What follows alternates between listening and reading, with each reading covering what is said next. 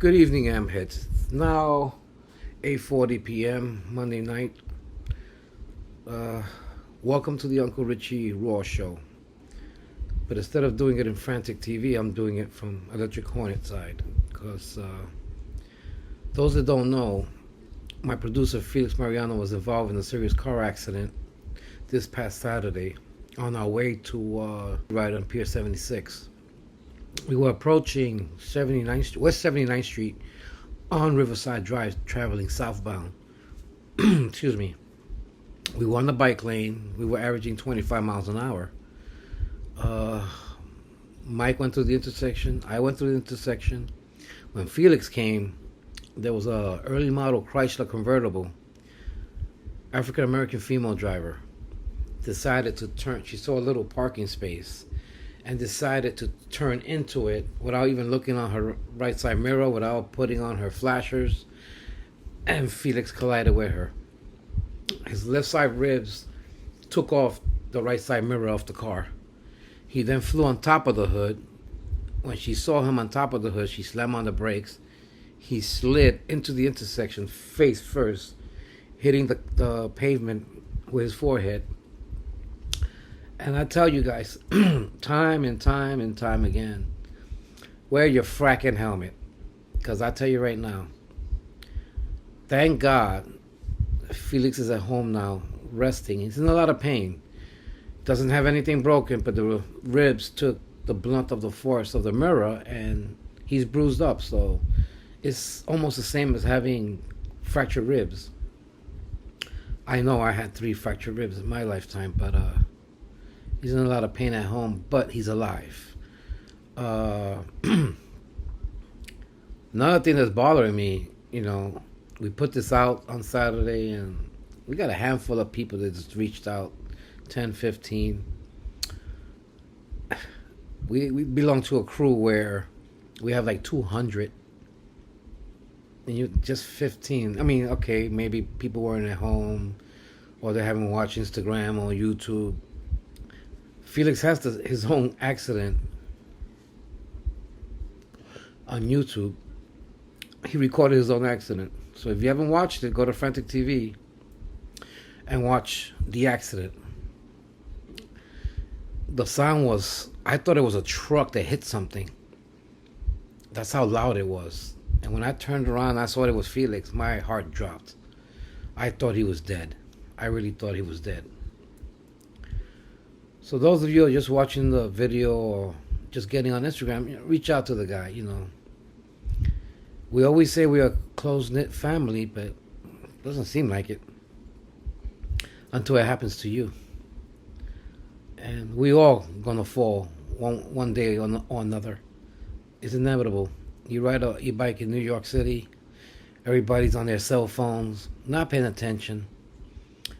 I operate a city bus in the Bronx, and I see these guys in the electric scooters and those cheap $500 e-bikes, and I don't even know they're next to me until they get to my front door.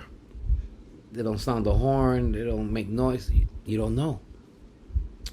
That's what happens to this lady. She just turned, didn't even look, almost killed my buddy.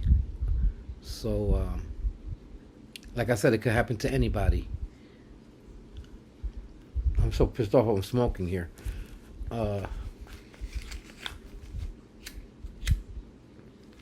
So, reach out to the man. Ask him if he needs anything. It's the thought that counts. I'm tired of this fake shit, fake people.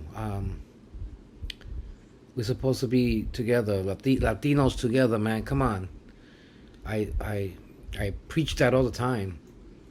And it's funny because he's in the hospital. They're doing all these tests on him, and the only thing he's thinking about is the damn bandit. He loves that bandit. And I had one of my friends reach out to me earlier and ask me, did the bandit get scratched up? Did it get scratched up? The bandit has like $1,000 to $1,500 in damages. The front fork is gone. The front rim is bent. The handlebar broke in half. The floodlights got demolished. The seat got broken on the right rear. The rack has a slice missing off of it. the brake light, the whole assembly with the mount and everything broke off the bike. That's what I saw initially, just looking at it briefly, but by no means is not rideable. I want to say thanks to Matt from Spark Cycle. He reached out to him as soon as he found out. And from what I learned today from Felix, I was checking up on him on my lunch hour. Matt said he could take it to Spark Cycles to get it fixed. So that's good news for the bike. So the helmet saved his life. If you look at the helmet, you think the guy that was wearing it died. I can't stress that enough, people. Wear your fracking helmet. Got a couple of riders this past weekend that I witnessed with no helmet. Davey, Braveheart, I love you, bro. Wear a freaking helmet. Justin's another one. Manny's a hit or miss. Just to name a few. Youngbloods, wear a freaking helmet. Louis, crash test dummy. I gave you a very expensive helmet, but I was happy to see that he was wearing it this past Saturday. We all, this season, how would I say, upgraded to 72 volts. The bike are faster. I mean, you get into an accident at 50, 60 miles an hour. That's what the average guys are doing now. And you don't have a helmet, I'll see you 6 feet under, because that's where you're going.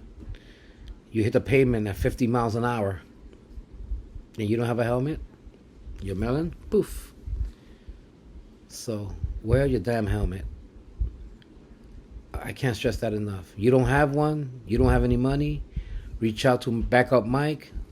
We're going to start taking collection. We're going to start paying dues starting in the next S3 group ride. We're going to implement the members paying dues just for this, just to have a fun, whether you need it to fix your bike, whether it's to buy food, whatever. We're going to start collecting dues, so stay tuned for that. Back on Mike will brief you on that in a later date. So with that being said, keep it between the ditches, wear your helmet, and leave no one behind. This is from Uncle Richie, because I do care. And seeing my buddy laid up in his house in all that pain and me not able to do anything for him really hurts me. It really does. Because I care about you guys. So, peace, armpits. One.